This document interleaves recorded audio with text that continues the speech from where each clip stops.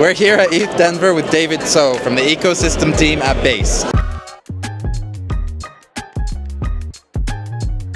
I just want to ask you a few questions about the growth of Base. Last year, it was still at the beginning of its long journey, and now it's got 4 times the activity of the next biggest chain. Can you give us a bit of background on how that became the case and what's next from here? What are you planning for the rest of the year? First of all, thanks for having me. Super grateful to be here. Love 0x and Matcha. They're great partners of ours at Base. Yeah, it's been crazy. Base launched a year and a half ago, and back then, just a blue dot on Twitter, and now we've become the largest L2 and fastest growing chain ecosystem. Hopefully we'll be the #1 chain in the entire crypto economy. I think a lot of people are building on Base just because of the builder community and the rich tooling we have, and most importantly, the distribution we offer for these projects. So we're increasingly seeing Base become the home for on-chain builders and people choosing to build on Base for this reason. It's the best place to build, it's the best place to reach real users, and they're finding that they're able to build sustainable businesses on Base. So I guess our plans for this year, continuing to double down on tooling, the builder experience, and then what's new this year is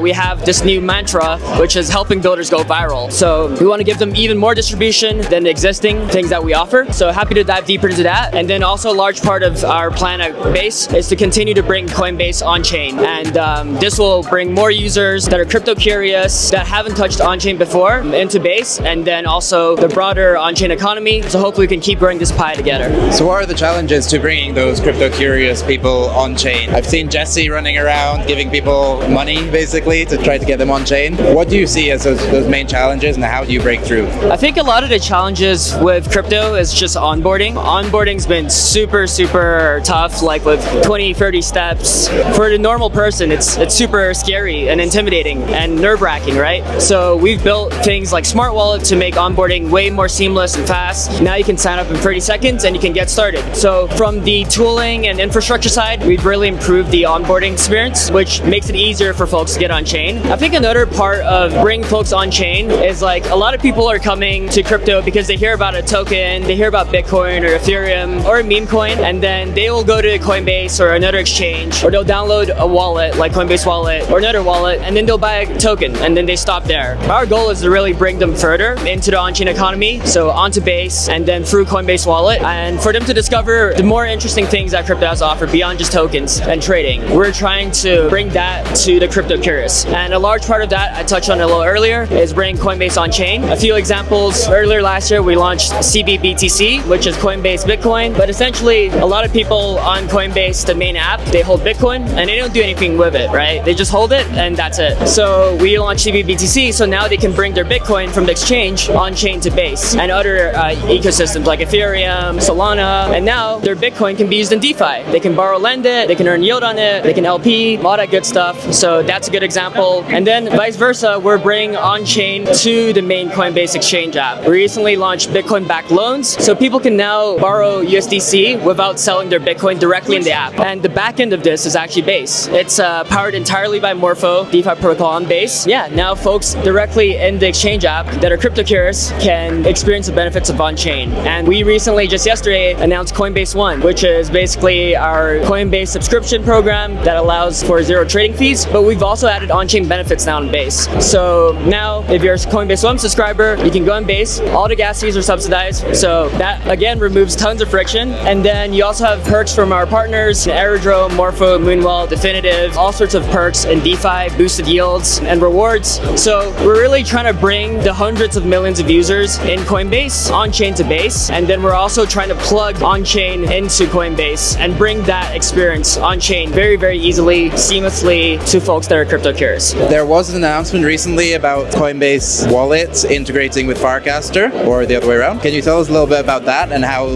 that fits into this overall strategy? A little while ago, we announced that Coinbase Wallet is evolving, and we're going to be integrating the Farcaster on-chain social graph directly into Coinbase Wallet. So the Farcaster social feed will now show up in Coinbase Wallet when we launch later in the year. So a big reason we're doing this, again, is I brought up earlier, our mantra this year to help builders go viral. In 2023, when Base was first introduced on testnet, it was, on-chain is the next online. Last year is building a global on-chain economy that increases innovation, creativity, and freedom. This year is really helping those builders that are building in the on-chain economy get more distribution, reach more users, and go viral. So we really see Farcaster as kind of the first spark of this native on-chain virality, and we want to bring that to more folks. So like a good case study is Farcade. They're built natively in Farcaster. They're a mini app platform with a bunch of cool mini games, and they have 700K users organically without tapping into anything else. Like just built on Farcaster, and they've gotten great distribution. And we're seeing Clanker, Banker, Pods, Bracket. They're all going viral on Farcaster, and this is because of the nature of everyone in Farcaster has a wallet. You can see their activity. You can distribute natively to all those folks that are already on chain. So what we're doing now is we wanted to bring this Farcaster social graph that already has the distribution of Warpcast and other clients and millions of users. Now we're integrating it into Coinbase Wallet. Coinbase Wallet has tens of millions of users as well. So hopefully these apps that build frames, mini apps, and experiences on Farcaster can now reach the broader Coinbase Wallet distribution. So that really is the goal there, to help on-chain native builders become even more viral and to reach even more users. And we really see this as a flywheel where they're building cool experiences, they're bringing more folks on chain, and then people coming into Coinbase Wallet that are maybe just coming in for a meme coin, now they have cool apps and experiences popping up on their feed, and it encourages them to explore more and do more on chain. Hopefully that helps folks go into the on-chain economy more, helps retain them, and helps them discover what makes the space so special outside of just tokens and number go up, number go down. So that really is the thought behind integrating Farcaster into the Coinbase Wallet main app. For your roadmap this year, one of your key metrics is trying to onboard 25,000 developers to Base to help grow it. How are you approaching that, and what do you hope to see from it?